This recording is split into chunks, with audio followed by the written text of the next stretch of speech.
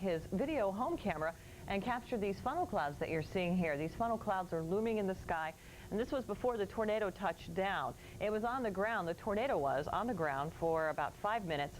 There were reports of at least one tornado, actually 2 tornadoes, that touched down in southern Dade County earlier this afternoon, but since then things have settled down quite a bit.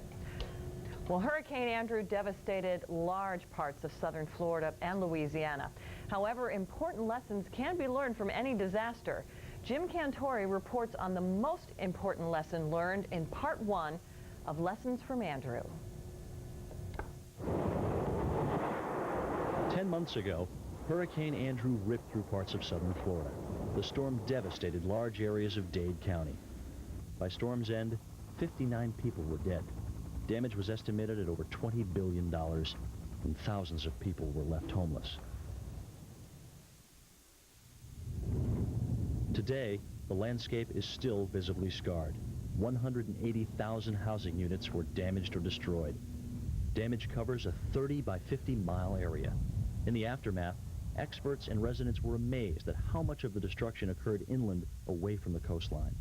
We have to be very aware that winds in a Category 4 or 5 hurricane can do enormous damage. Over the last several years, we've been getting people pretty well convinced on the coastline that they need to evacuate, but I don't think we've been able to get the message across to people that they really need to batten down their house if they're going to have a major hurricane. Andrew was an important test for local emergency management. For the first time in many years, a hurricane affected a heavily populated area. The biggest lesson learned for this community is how much every individual person needs to have their own plan. Every person, every family, every organization, that personal hurricane planning is absolutely essential so they know where they're going to go, what they're going to take.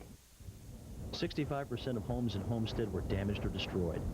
Residents, after living through Andrew, still had another lesson to learn: the nightmare of bureaucracy and red tape.